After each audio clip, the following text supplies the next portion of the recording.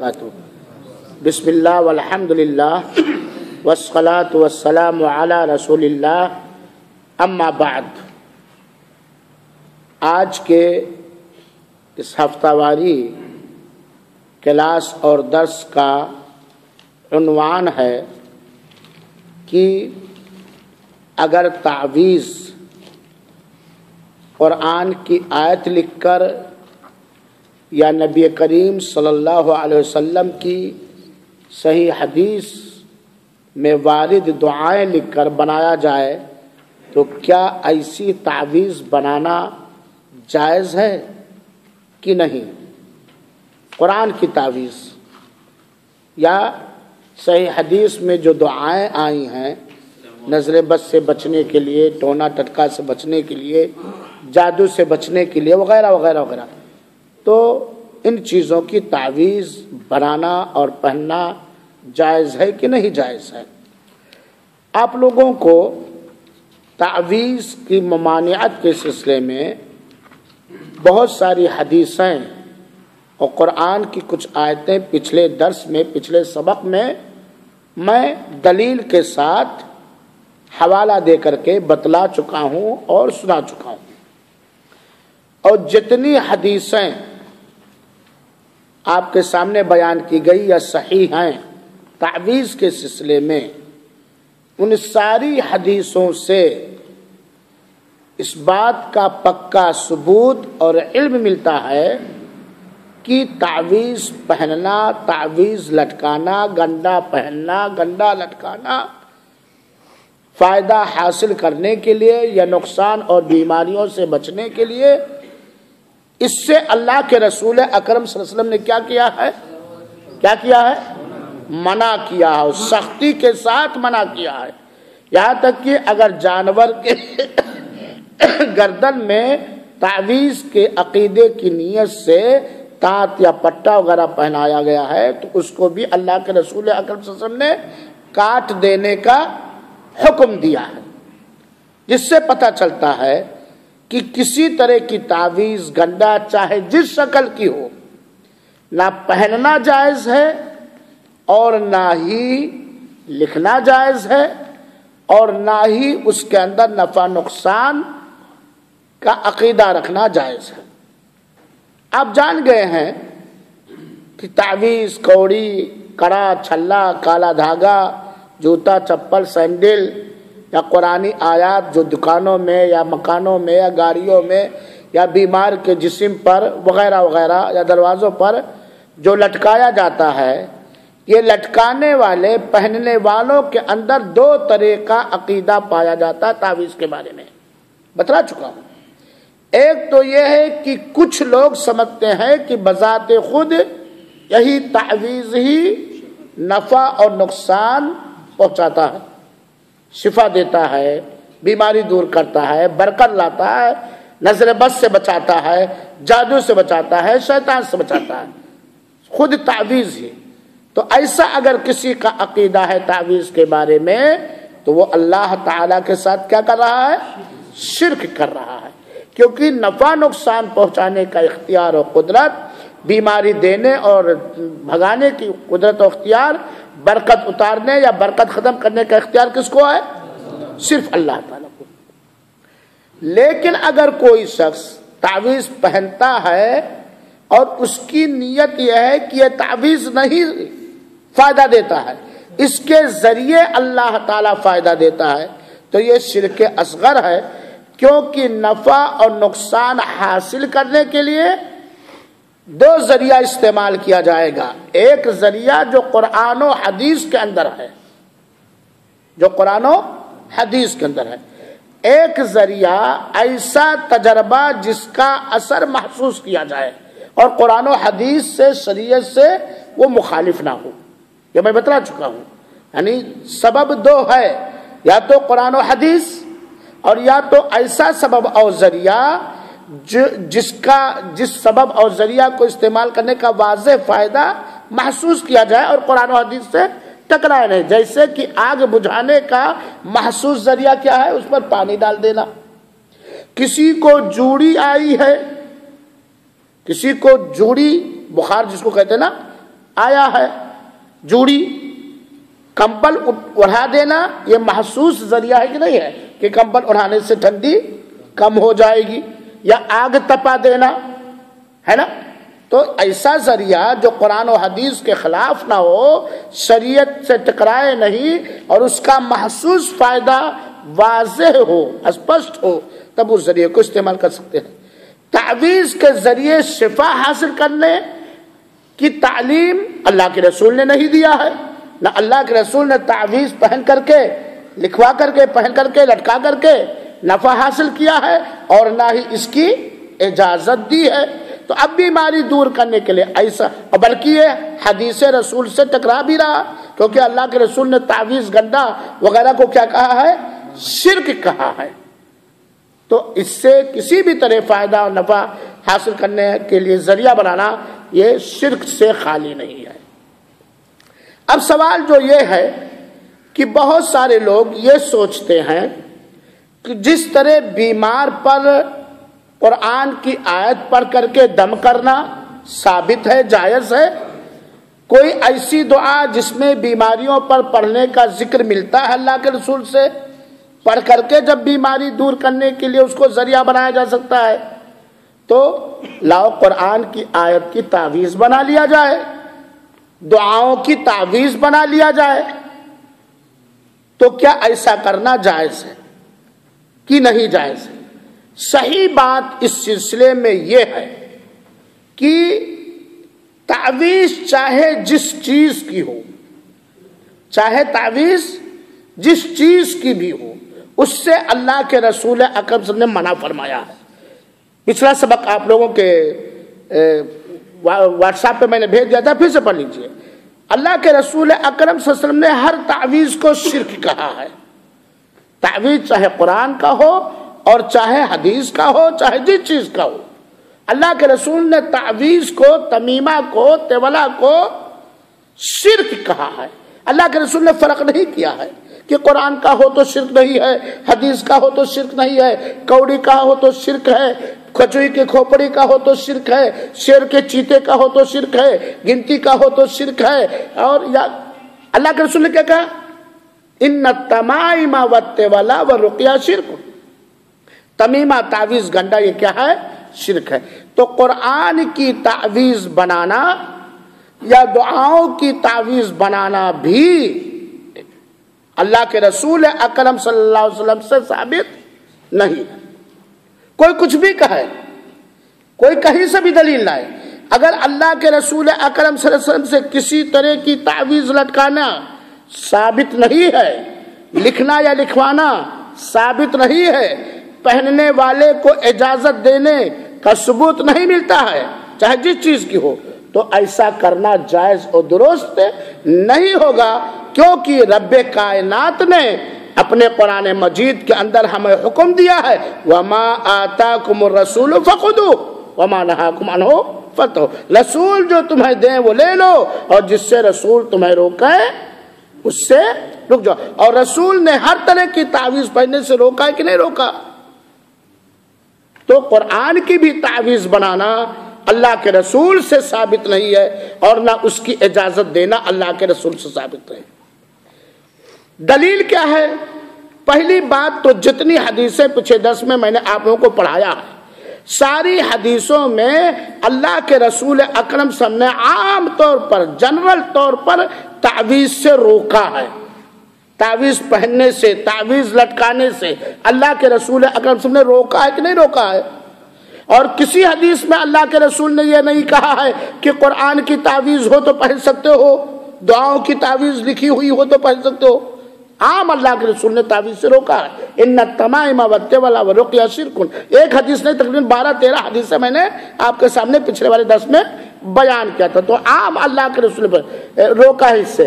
بلکہ اللہ کے رسول نے فرمایا, من تعلق شیئا وکل الیہ, جس نے تعویذ کے طور پر کوئی چیز پہنی اسی کے وہ سپرد اور حوالے کر دیا جائے گا, اللہ کی مدد اسے قطعا نہیں ملے گی. تو اللہ کے رسول اکرم صلی اللہ علیہ وسلم نے روکا ہے. دوسری بات ذرا غور سے سمجھیے گا, ایک زمانہ وہ تھا صحابہ کرام کا زمانہ ताबईन का ज़माना, तबे ताबईन का ज़माना, उनके अकीदे ठोस और पक्के थे तौहीद के बारे में। उनके अकीदे तौहीद के बारे में, कुफ्र और शिर्क के बारे में बड़े ठोस और पक्के थे।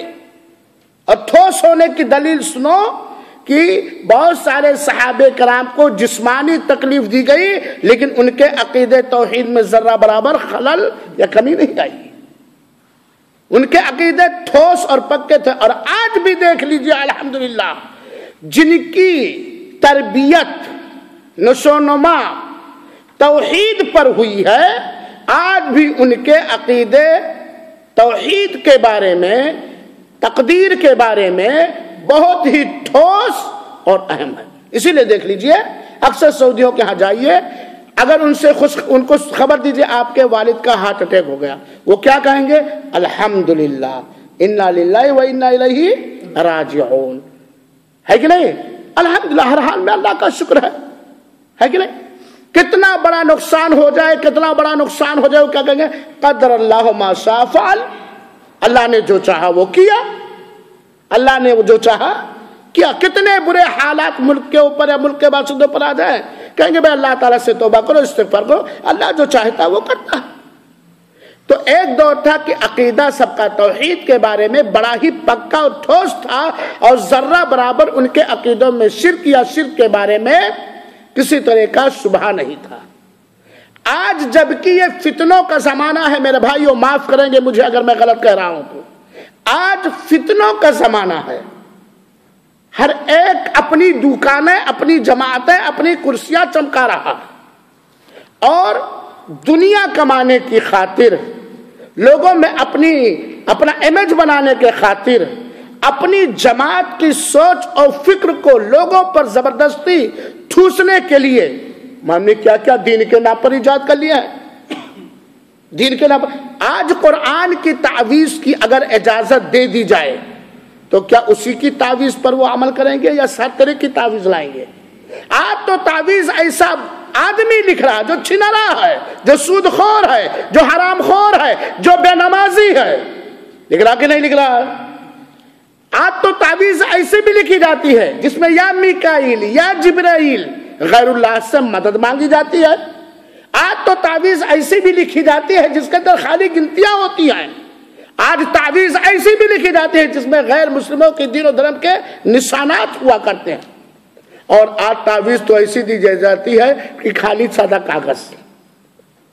तो चोर दरवाजे को बंद करने के लिए, उम्मत के अंदर शिर्क आने के लिए जो चोर दरवाजे हैं उनको बंद करने के लिए हर तावीज को उलमाए किराम ने हराम और नाजायज किया। काबिल एतमाद उलमाए किराम ने और साहबे किराम ने, चाहे वो कुरान का हो चाहे गैर कुरान का हो, जिसको अरबी में कहा जाता है सद्दुद दरिया, ऐसा जरिया बंद कर देना जिस जरिए से उम्मत के अंदर उनके अकीदे में खलल और कमी आ जाए, शिर्क आ जाए, कुफ्र आ जाए। और ये जरूरी है कि नहीं जरूरी है? आप अपने घर को सैलाब के महीने में सैलाब के पानी आने से महफूज रखना चाहते हैं, छोटा सुराख हो या बड़ा सा बंद कर देते कि नहीं बंद कर? कोई ऐसा जरिया जिससे सैलाब का पानी आ सकता है वो भी कुछ देर के लिए आप लोग बंद कर देते कि नहीं बंद कर देते? तो चूंकि अगर तावीज कुरान की बनाने की, हदीस रसूल या रसूल अकरम सल्लल्लाहु अलैहि वसल्लम से साबित दुआओं की बनाने की इजाजत अगर हो जाए तो क्या इसी चीज पर लोग बाकी रहेंगे? तावीज कुरान पढ़ना नहीं आता, तावीज बना रहे हैं, ऐसा है कि नहीं? आज के जमाने में है कि नहीं? हदीस रसूल बिल्कुल नहीं जानते, दुआएं याद नहीं है, तावीज बना रहे हैं कि नहीं बना रहे हैं? दरमुंडे, मुस्तंदे, नमाज छोड़ने वाले, दीन से गाफिल, नाच गाना देखने वाले, फिल्में देखने वाले क्या बना रहे हैं आज? जो तौहीद का आलिम होगा सही मानों में, वो अपने पहले लोगों के तरीकों को अपनाएगा जो बिल्कुल साफ और सुथरा तरीका है। तो امت میں تعویذ کے ذریعہ شرک داخل ہونے کے خطرے سے علماء کرام نے اس کو بھی حرام و ناجائز کیا ہے، اور جن لوگوں نے حرام و ناجائز کیا ہے ان کی دلیل ہے کہ اللہ کے رسول اکرم صلی اللہ علیہ وسلم نے عام طور پر تعویذ کو شرک کہا ہے، اللہ کے رسول نے کچھ فرق نہیں کیا، چاہے اس چیز کا ہو چاہے اس چیز کا ہو۔ تیسری چیز میرے بھائیوں ساتھیوں، اگر قرآن کی تعویذ بنانے کی اجازت ہے تو اس میں قرآن کی توہین ہے، قرآن کی بے ادبی ہے، قرآن کی رسوائی ہے، قرآن کو ایسی جگہ پر استعمال کرنا جس جگہ کے لیے قرآن اترا نہیں ہے۔ قرآن کس لیے اترا ہے؟ تلاوت کے لیے، سمجھنے کے لیے، اس پر عمل کرنے کے لیے، اس کی طرف لوگوں کو بلانے کے لیے۔ اور قرآن کی تلاوت سے صرف جسمانی بیماریاں ہی نہیں دور ہوتی بلکہ ہر طرح کی بیماریاں، دلی بیماریاں، جسمانی بیماریاں، سماجی بیماریاں، اقتصادی بیماریاں، ہر ایک دور ہوتی ہے اگر قرآن کو پڑھا جائے، اس پر عمل کیا جائے۔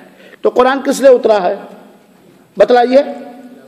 اس کو کمائی کا ذریعہ بنانے کے لیے، اس کو لکھ کر کے اپنے اندر سے بھوت اور جنات اور ٹونا اور ٹٹکا نکالنے کے لیے نہیں اتارا گیا ہے، نہیں میرے بھائیوں۔ دوسری بات، اگر قرآن کی تعویذ بنا کر کے کوئی پہن رہا ہے تو یقیناً وہ قرآن کی توہین کرتا ہے۔ ناپاکی کے حالت میں اس قرآن کی آیت کو لادے رہے گا کہ نہیں لادے رہے گا؟ پاخانے میں جائے گا لادے رہے گا کہ نہیں لادے رہے گا؟ سوئے گا گالی گلوچ بکے گا، میں آپ کو قرآن ہاتھ میں دے کر کے قرآن کی آیت جس کو آپ سب جانتے ہیں، الحمدللہ رب العالمین الرحمن الرحیم مالک یوم الدین، لکھ کر کے آپ کے ہاتھ میں پکڑا دوں، اللہ کی قسم اگر آپ کے دل میں قرآن کا احترام ہے تو عام گالیاں جو آپ اپنے دوست کو ہنسی مذاق میں دیتے ہیں، قرآن کی آیت کو ہاتھ میں لے کر کے دینا گوارا؟ صحیح بات ہے کہ نہیں؟ ہے بات من میں آنے والی کہ کریں گے؟ ایک آیت لکھ کر کے دے دیا جائے، لے کر کے جاؤ حمام میں، جاؤ گے؟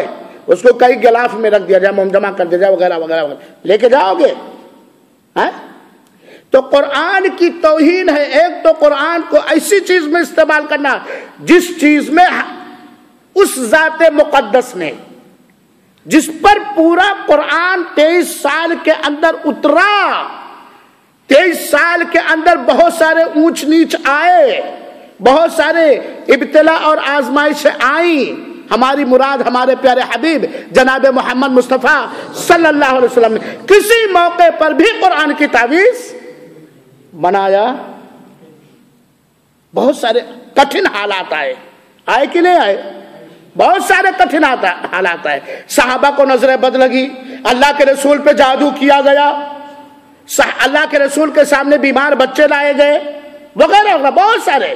لیکن اللہ کے رسول نے اپنی 23 سالہ مدت میں جن کے اوپر قرآن اترا تھا، جو قرآن کی چلتے پھرتے زندہ تفسیر تھے، ایک موقع پر، ایک بھی موقع پر اللہ کے رسول نے قرآن کی تعویذ نہیں بنائی، کیونکہ یہ قرآن کی بے حرمتی ہے، قرآن کی تعویذ بنانا اور قرآن کو ایسی جگہ پر استعمال کرنا جہاں سے قرآن کی توہین اور رسوائی ہے۔ چوتھی وجہ قرآن کی تعویذ حرام کہنے والوں کی دلیل، چوتھی وجہ یہ ہے کہ لوگ قرآن کو خالی تعویذ کے لیے استعمال کرنے لگیں گے جیسا کہ آج ہے، اور اس تعویذ کے ذریعہ دوسرے بھی ڈپلیکیٹ تعویذیں آنے لگیں گی کہ نہیں آنے لگیں گی؟ ہے بات کہ نہیں؟ تو ان سارے وجوہات سے قرآن کی تعویذ یا دعاؤں، صحیح دعاؤں کی لکھ کر تعویذ بنانا، لٹکانا، یا دعا ہی کو لٹکانا یہ جائز نہیں۔ اصل میں شہد میں اللہ تعالیٰ نے، بہت سارے لوگ کہتے ہیں قرآن کی تعویذ بنانا اس لیے جائز ہے کہ اللہ تعالیٰ نے قرآن میں کہا ہے کہ قرآن کو اللہ تعالیٰ نے شفا کہا ہے، قرآن میں شفا ہے۔ یقیناً میں بھی مانتا ہوں میں دعوت بھی دیتا ہوں کہ قرآن ہر طرح کی بیماری کا علاج ہے، چاہے وہ جسمانی بیماری ہو، چاہے وہ آپریشن کی بیماری ہو، چاہے وہ روحانی بیماری ہو، چاہے وہ اقتصادی اور مالی بیماری ہو، چاہے وہ اختلافی بیماری ہو، چاہے وہ سماجی بیماری ہو، چاہے وہ سیاسی بیماری، ہر طرح کی بیماری کا علاج کیا ہے؟ قرآن مجید۔ تو اب کیا کیا جائے؟ اگر کسی کے ہاں غربت آئے تو قرآن کو ہر کھانے گھر کے طاقوں میں لٹکا دو، بے برکتی اور غربت دور ہو جائے گی۔ بہت ساری چیزوں میں اللہ تعالیٰ نے شفا رکھا ہے۔ حبۃ السودا جانتے ہو؟ کالا منگریلا، جس کو کلونجی کہتے ہیں۔ اللہ کے رسول، صحیح مسلم کی روایت ہے، اللہ کے رسول اکرم نے فرمایا موت کے علاوہ ہر چیز کا علاج ہے۔ کلونجی کو اللہ کے رسول نے فرمایا ہے کہ موت کے علاوہ ہر چیز کا علاج ہے۔ اللہ کے رسول اکرم صلی اللہ علیہ وسلم نے شہد میں علاج بتلایا ہے، شہد میں علاج بتلایا ہے نا؟ تو اب کیا کیا جائے؟ شہد کو کیا کرو؟ ایک ڈبہ شہد لے کے مومجوا میں کر کے گلے میں لٹکائے رکھو، شفا مل جائے گا۔ کس سے شفا ملے گا؟ اس کو ریسرچ کر کے کب استعمال کیا جائے، کیسے استعمال کیا جائے، اس کو کھانے پینے سے بس لٹکائے رہو، بس شفا مل جائے گا۔ قرآن میں اللہ نے شفا رکھا، اصل میں شہد میں بھی اللہ نے شفا رکھا ہے بات نہیں؟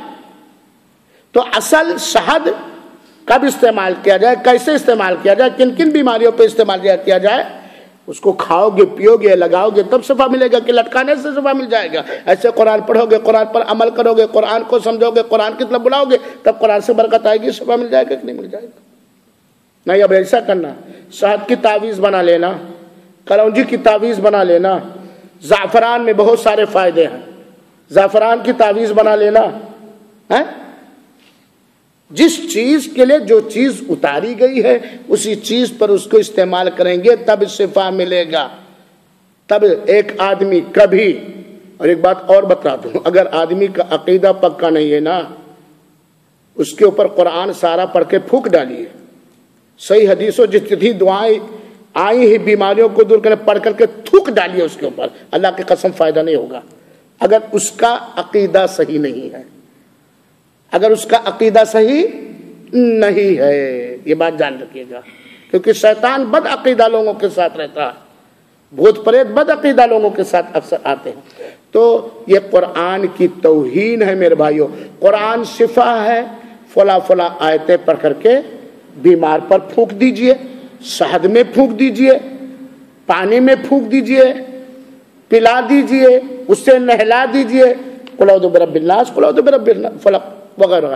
تو قرآن کی تعویذ بنانا اللہ کے رسول سے ثابت نہیں ہے، اس کے ذریعے شرک اکبر آ سکتا ہے، قرآن کی توہین اور قرآن کی بے عزتی ہے، اور قرآن اتارا جن کے اوپر گیا انہوں نے قرآن اتارنے کا مقصد سمجھا، لہذا امتیوں کی بھی قرآن اتارنے کا مقصد ہونا چاہیے، اس کے لیے قرآن نہیں اترا ہے میرے بھائیوں اور ساتھیوں۔ ایک اور مسئلہ ہے، اور وہ مسئلہ بڑا اہم ہے۔ مسئلہ یہ ہے کہ اللہ کے رسول نے فرمایا ہے کہ ان تمائم والتولا والرقیہ صدقن، تعویذ گنڈا، دو دلوں کے درمیان نفرت محبت پیدا کرنے کے تولا، اور قرآنی آیات اور صحیح حدیث کے علاوہ سے جھاڑ پھونک کرنا شرک ہے۔ اب سوال یہ آتا ہے کہ کیا ہم قرآن کی آیت پڑھ کر یا نبی کریم صلی اللہ علیہ وسلم سے ثابت دعائیں پڑھ کر نظر بد کو جھاڑ سکتے ہیں، بیمار پر پڑھ سکتے ہیں، جادو کو بھگا سکتے ہیں، جھاڑ پھونک جس کو کہا جاتا ہے، ایسا کرنا جائز ہے کہ نہیں جائز ہے؟ سوال کیا ہے؟ کیا قرآنی آیات کو پڑھ کر بیمار پر جھاڑ پھونک کرنا یا ٹونا ٹٹکا جھاڑنا یا سانپ کا زہر جھاڑنا وغیرہ وغیرہ کر سکتے کہ نہیں کر سکتے ہیں؟ کس چیز سے؟ قرآن کی آیتوں سے، اور کس چیزوں سے؟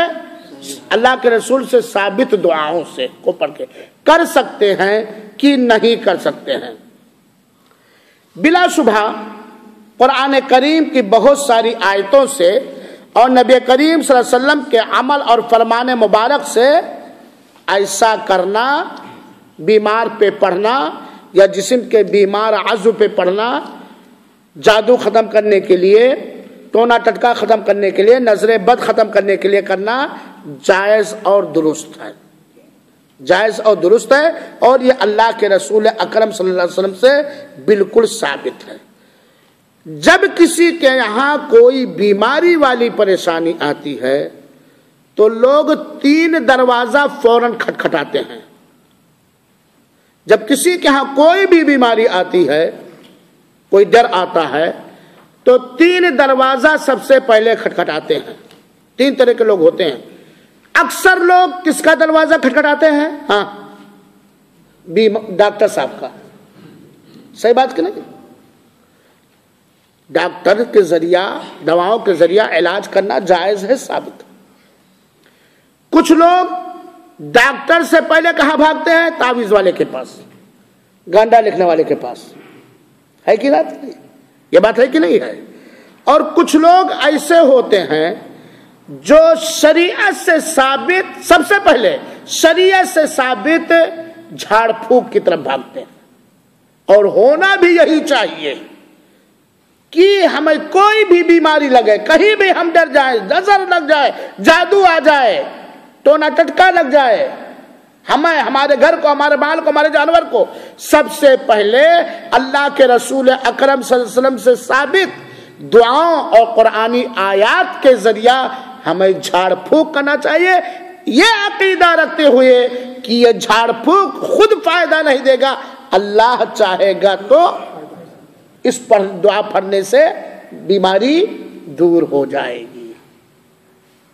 ڈاکٹر کے یہاں جانا کوئی منع نہیں ہے۔ منع کہاں ہے ان تینوں ذریعوں میں سے؟ ایک ہی جگہ، ایک ہی جگہ۔ کہاں؟ تعویذ گنڈے کا سہارا لینا۔ اور ڈاکٹر کے یہاں جانا بھی منع ہو جائے گا اس عقیدے کے ساتھ کہ ڈاکٹر صاحب کی دوا فائدہ دیتی ہے، ڈاکٹر صاحب کی دوا صحت دے دیتی ہے۔ کون صحت دیتا ہے؟ دوا نہیں، ڈاکٹر صاحب نہیں۔ اللہ چاہتا ہے تو اس ڈاکٹر صاحب کے دماغ میں بات لکھ دیتا کہ اس بیماری کے لیے ایسی دوا لکھ، اور اللہ چاہتا ہے تو اس دوا میں اثر ڈال دیتا ہے، تب شفا ملتا ہے۔ لیکن سب سے پہلے کیا کرنا چاہیے؟ قرآنی آیات اور نبی کریم صلی اللہ علیہ وسلم سے ثابت دعاؤں کے ذریعے جھاڑ پھونک کرنا چاہیے۔ میرے بھائیو ساتھی، یہ سب سے پہلے ہمیں علاج اختیار کرنا چاہیے۔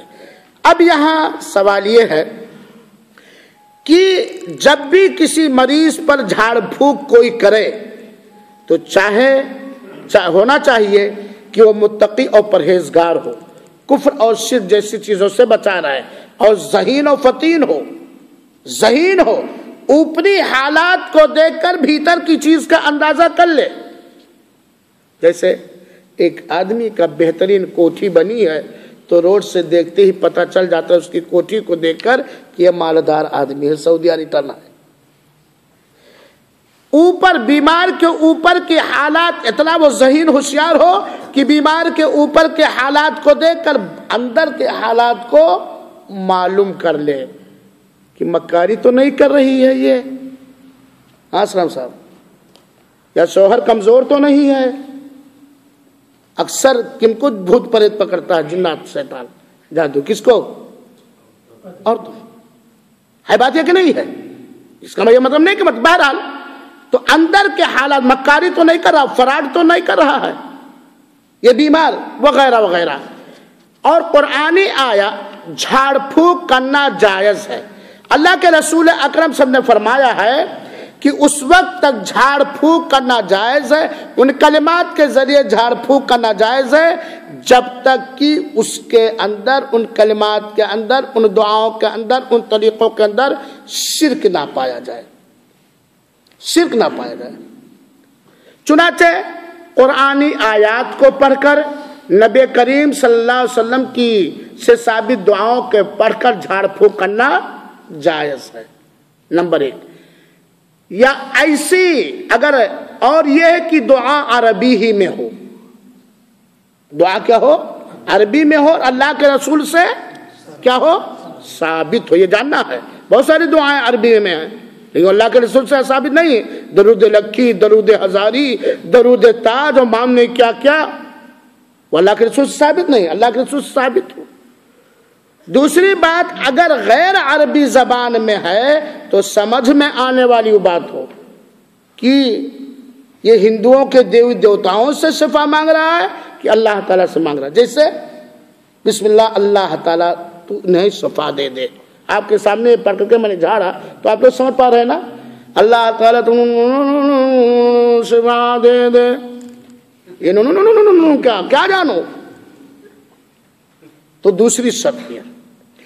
تیسری شرط یہ ہے کہ پڑھنے والے، جھاڑنے والے کا اور جس پر جھاڑا جا رہا ہے، ان دونوں کا یہ عقیدہ اور یقین ہو کہ اللہ چاہے گا تب اس کے ذریعے شفا ملے گا، اور اگر اللہ نہیں چاہے گا تو قطعاً شفا نہیں ملے گا میرے بھائیوں ساتھیوں۔ اسی طریقے سے علامہ ابن القیم رحمۃ اللہ علیہ نے کہا کہ قرآن مکمل شفا ہے سارے بیماریوں کے لیے، بدنی، دلی، دنیاوی، اخروی سارے بیماریوں کی دوا ہے۔ لہذا قرآن کی آیت پڑھ کر کے اگر کوئی جھاڑ پھونک کر رہا ہے تو اس آیت کا معنی اور مطلب سمجھے اور ذہن میں موجود ہو، اس آیت کا معنی اور مطلب سمجھے، یہ نہیں کہ دعا کرنے کے بجائے بد دعا کر دے۔ جب آیتوں کا معنی مطلب نہیں سمجھتا ہے تو قرآن شفا ہے، قرآن شفا ہے، اس کا مفہوم نہیں سمجھتا ہے تو عذاب شفا مانگنے کے بجائے عذاب مانگ لے گا۔ علامہ ابن تیم رحمۃ اللہ علیہ کے بارے میں آتا ہے کہ وہ بیماروں پر دعا پڑھتے تھے، قیل یا ارض ابلعی ماءکی، یہ قرآن کیا ہے، اے زمین تو اپنے پانی کو کھینچ لے۔ کب؟ جب حضرت لوط علیہ السلام کے زمانے میں سیلاب کا عذاب آیا تھا نا، تو اللہ تعالیٰ نے کیا کہا کہ اے زمین تو پانی اپنا پی جا، یعنی کہنے کا مطلب، اللہ نے مطلب سمجھتے تھے اس کا کہ میں پڑھ رہا ہوں کہ اس زمین کے اندر اس کی بیماری چلی جائے اور اس کو نقصان نہ پہنچے، تو یہ ہونا ضروری ہے۔ ایک عربی، ایک تو ہے اللہ کا کلام ہو، یا اللہ تعالیٰ کے اسماء اور صفات، یا نبی کریم صلی اللہ علیہ وسلم سے ثابت حدیث ہیں، ان کے ذریعے جھاڑ پھونک کرنا جائز ہے۔ عربی زبان میں ہو، اور اگر کوئی ایسی زبان میں ہو جو غیر عربی ہے تو جس کے اوپر سے جھاڑ پھونک کیا جا رہا ہے یا وہاں جو لوگ موجود ہیں اس کا مفہوم اور مطلب جانتے ہوں، تاکہ شرکیہ کلمات کے ذریعے وہ جھاڑ پھونک نہ کر رہا ہو۔ تیسری چیز ہے کہ جھاڑ پھونک کرنے والا اور جس کے اوپر سے بیماری کے لیے دور کرنے کے لیے جھاڑ پھونک کیا جاتا ہے، دونوں اوپری شرطوں کے ساتھ، ان دونوں کا یہ عقیدہ ہو کہ یہ ہمارا پڑھنا یا ڈائریکٹ قرآن یا ڈائریکٹ حدیث شفا نہیں دے گا۔ شفا کون دے گا؟ اللہ تعالیٰ اگر چاہے گا تو شفا دے گا۔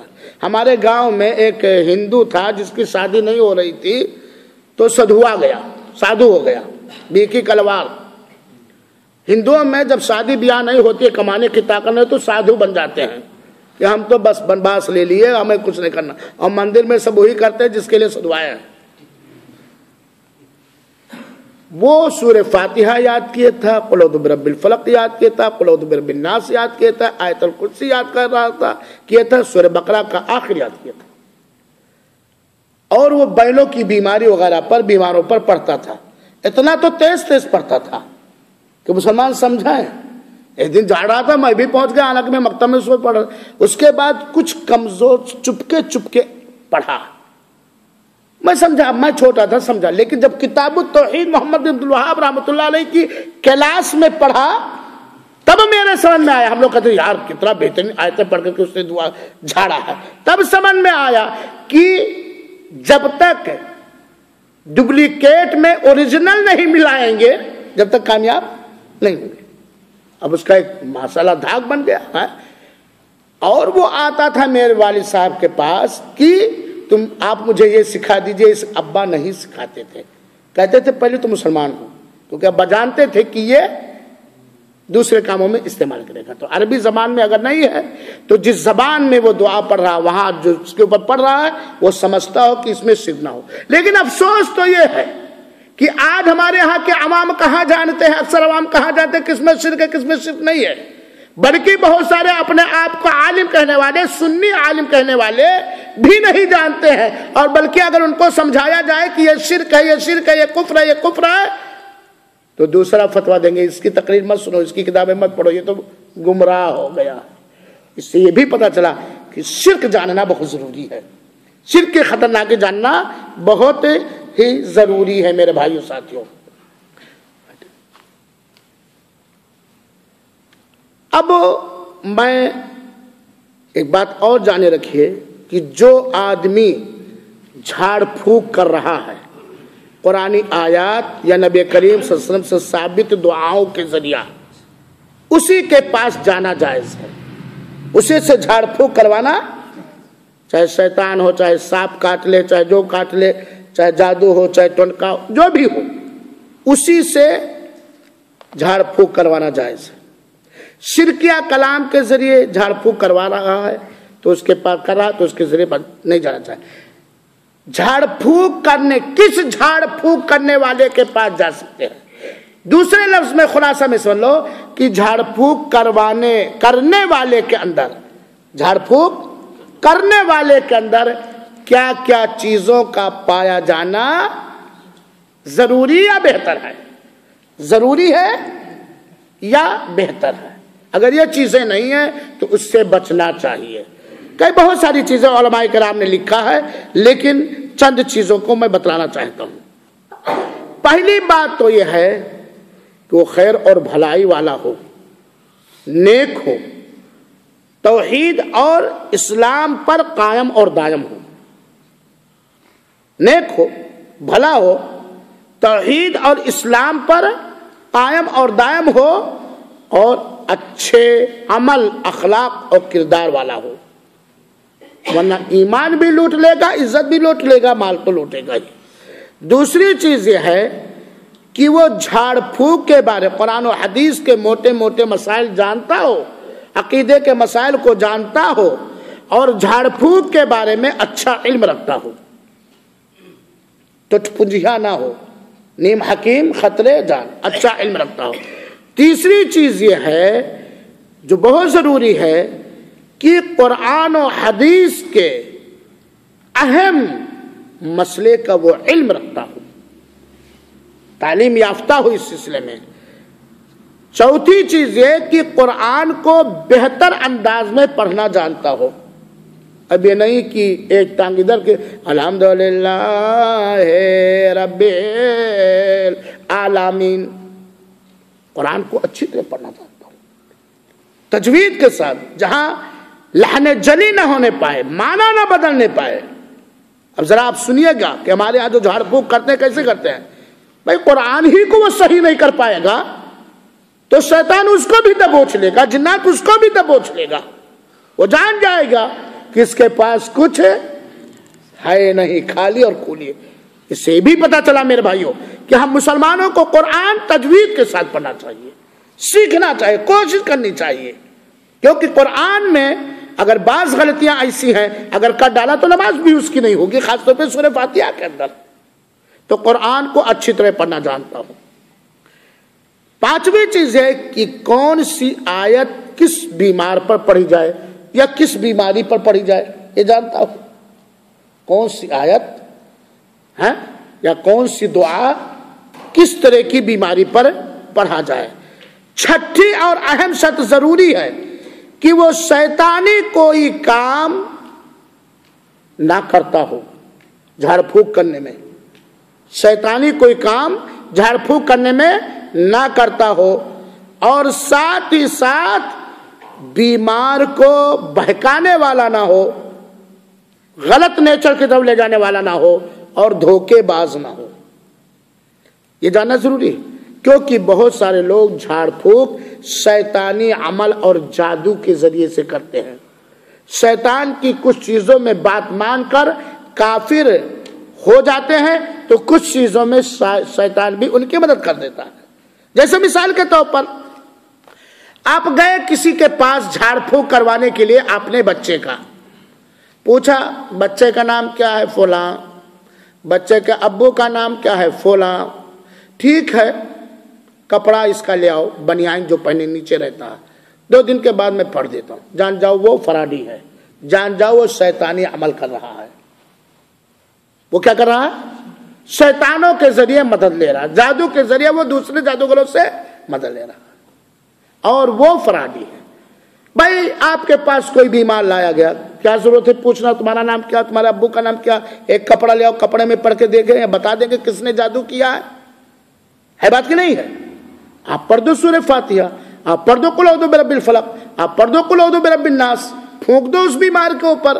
आप पढ़ दो, बीमार के सर पे हाथ रखे, अगर मर्द है या बच्चा है या नाबालिग छोटी सी बच्ची है, पर हाथ रख करके 1 बार 3 बार कहो बिस्मिल्लाह बिस्मिल्लाह बिस्मिल्लाह अल्लाहुम्मा रब्बन नास हबिल बास वशफि अंता शाफी ला शिफा इल्ला शिफाउक शिफान ला युगादिरु सकमा। पिछले दर्स में मैंने बतलाया। तो ये जान जाओ फराडी है। अंगूठे में, हाँ इसी ने जादू करवाया है, अंगूठे में दिखाए, ये नजरबंदी का जादू है, फराडी है। अगर वो इतना पहुंचाया है तो हमारे मुल्क के रहबरों को क्या जरूरत थी नोटबंदी की, आयकर विभाग की? हमारे हिंदुस्तान में ज्यादा है ना, आयकर विभाग की क्या जरूरत थी? कौन काला धन रखा है, जाओ उसके यहां से उठा लाओ। वो दिखा देते हैं अंगूठे में कि असलम साहब काला धन रखे तो रहमान काला धन कहाँ रखे भी बता देते। जरा होश के नाखुन लो मेरे मुसलमानों। ये फराडी लोग, जादूगर लोग ईमान खा जाते हैं, इज्जत और दौलत हमारी खाने से पहले शिर्क दाखिल कर। अब एक बार हाँ, और इत्तेफाक से वही निकल गया जिसका फोटो दिखाया था, इत्तेफाक से दिखाया फोटो, हाँ ये शफी भाई। इत्तेफाक से पता चला कि हकीकत में शफी भाई ही ने माल को चुराया, अल्लाह महफूज रखे। तो और अकीदा क्या हो जाएगा? वो बाबा बहुत कामयाब झाड़ने वाले, जाओ भाई नहीं, ए भाभी जाओ, ए भैया जाओ, है कि नहीं है? तो शैतानी अमल का जरिया वो झाड़ फूक ना करता हो। इसी तरीके से उसके पास जिन के बारे में, जिन कितने किस्म के होते हैं, जिनकी कुदरत अल्लाह ने उनको क्या क्या कुदरत दी है ये भी वो जाने, ताकि उसी हिसाब से वो इलाज कर सके। झाड़ फूक करने वाला अगर उसके झाड़ फूक से अल्लाह शिफा देता है तो इस पर फख्र और घमंड करने वाला ना हो, तकब्बुर करने वाला ना हो, अपने साथ भी सच्चा मामला हो उसका, उससे पहले अल्लाह के साथ उसका मामला सच्चा हो। उस झाड़ फूक करने वाले का मामला किसके साथ? अल्लाह के साथ सच्चा हो। अल्लाह के साथ मामला सच्चा होना, अल्लाह की शरीयत का पाबंद हो, और अपने साथ उसका मामला अच्छा हो। ये नहीं कि मजलिस में तकरीर करा तो बड़ा पीर और बुजुर्ग बना हुआ है और घर में जा रहा है तो मामले क्या क्या कर रहा है, वो अपने मामले के साथ वो सच्चा नहीं। और मरीज के साथ वो सच्चा हो, धोखेबाज ना हो, मरीज पर झूठ ना बना। गए, क्या हुआ? मौलाना ये मेरी बीवी है, रात को चौंकती बहुत है। ठीक है भाई, नाम क्या है? उसके अब्बा का नाम। कपड़ा ले आओ, जाफरान ले आओ, ये मुर्गा ले आओ, 3 दिन के बाद आना। हर पीर साहब 3 दिन तक क्या करोगे? उसके बाद आया, कुछ नहीं पता, बहुत बड़ा खबीस है, वहां तो नहीं गई थी, वो कब्रिस्तान के पास से तो नहीं गुजरे। फराड ये करते कि नहीं करते हैं? बहुत ही बड़ा खबीस है ये, हालांकि सबसे बड़ा खबीस है झूठा है, सबसे बड़ा शैतान, शैतानों का दलाल और मक्कार ये झूठा। ये झूठ बोलना हुआ कि नहीं हुआ? ये बताओ, दुआ पढ़ने से कोई आदमी जान जाएगा कौन बीमार है कौन नहीं बीमार है? हाँ, अगर शैतान को हाजिर कर ले गया और उससे सही इकरार करा ले गया, शैतान झूठ भी बोलता है, शैतान को हाजिर कर ले गया कुरानी आयत और नबी करीम सल्लल्लाहु अलैहि वसल्लम से वारिद दलीलों के हदीसों के जरिया, और उससे बाकायदा बात कर ले गया, उसको परख ले गया, सच बुलवा ले गया, तब जान पाएगा कि इसके ऊपर जिन्नात है या शैतान है, नेक जिन्नात है या बुरा जिन्नात है। लेकिन ये कैसे जान पाएगा? किसी ने करवा दिया। शैतान अक्सर झगड़ा और लड़ाई लगाते हैं, शैतान आएगा जब हाजिर कर लो तो कहेगा हाँ पूछो किसने तुझको भेजा, हुसैन ने भेजा। अब जब हमारे सामने नाम आ गया हुसैन का तो हमारी हुसैन से दोस्ती रहेगी कि दुश्मनी, बोलो, ये भी ध्यान रखो। हाँ मेरे भाइयों साथियों, तीसरी चीज यह है कि वो जादू कितने तरह का होता है, किस तरह का होता है, उसके दूर करने का सही तरीका क्या है, ये भी जाना है। और साथ ही साथ उसके दिल में फितरी शैतान और जादू या उसके अल्टीमेटम और धमकी का जरा बराबर डर ना हो। शैतान चाहे जिस शक्ल में आए, चाहे जो भी धमकी लेकर के आए, आंख निकाले, मुंह खोले, सांप बन करके आ जाए, हाथी बन के, लेकिन जरा बराबर घबराए नहीं। अगर थोड़ा भी घबराया तो मामला उल्टा हो जाएगा। उसके दिल में ये सारी चीजों का डर बिल्कुल ना हो। साथ ही साथ लोगों की, ऐसे परेशान हाल लोगों की मदद करने की नियत हो। इसलिए अगर आदमी किसी को फायदा पहुंचा सकता है तो किन चीजों से जादू दूर किया जाता है, किन चीजों से शैतान भगाया जाता है, कौन सी बीमारी पर क्या दुआ पढ़नी चाहिए, ये सीखना चाहिए अगर हिम्मत है, और इससे लोगों को फायदा पहुंचाना चाहे। जिन्नात या शैतान या जो भी उस वक्त आ जाए उससे बातचीत करना, उसका मुकाबला करना, उसको समझाना, उसको मुतमईन करना, अगर काफिर तो उसको इस्लाम की दावत देना, ये सारी चीजें जानता हो मेरे भाइयों। और उससे पहले अगर ऐसा है कि जादू या शैतान है, जिन्नात है, तो सबसे पहले अपनी हिफाजत कर ले और वहां पर जो लोग मौजूद हैं उनकी हिफाजत कर ले। और कैसे हिफाजत होगी, एक पोस्टर आशा इस्लामी सेंटर से छपा था, हस्सिन नफ्सक, अपनी हिफाजत करो। कुछ दुआएं हैं वो अपने ऊपर पढ़ के दम कर ले, लोगों को कहे दम कर ले। और सबसे बेहतरीन बचाने वाली चीज सुबह और शाम की दुआएं। ना जादू असर करेगा इंशाअल्लाह अज़ीज़, ना नजरे बद लगेगी इंशाअल्लाह अज़ीज़, ना टोना टटका लगेगा इंशाअल्लाह अज़ीज़। सुबह और शाम की दुआओं की पाबंदी करना, इसमें मैं बार बार कहता हूँ, सुबह शाम की दुआओं की पाबंदी करना मेरे भाइयों। और ये झाड़ फूक जो शरई झाड़ फूक है, इसको कमाई का जरिया ना बनाया जाए। और इसके अलावा बहुत सारी तरीके हैं मेरे भाइयों। तो खुलासा दर्स का ये निकला कि कुरान की भी तावीज़, हदीस रसूल की भी तावीज़ बनाना या बनाने की इजाज़त देना अल्लाह के रसूल साबित नहीं है। दूसरी बात यह है कि झाड़ फूक कुरानी आयात, अल्लाह के रसूल से साबित दुआओं से झाड़ फूक करना जायज़ है। और अगर कोई जानता है तो वो करे, इसमें एक दूसरे परेशान हाल आदमी की मदद है।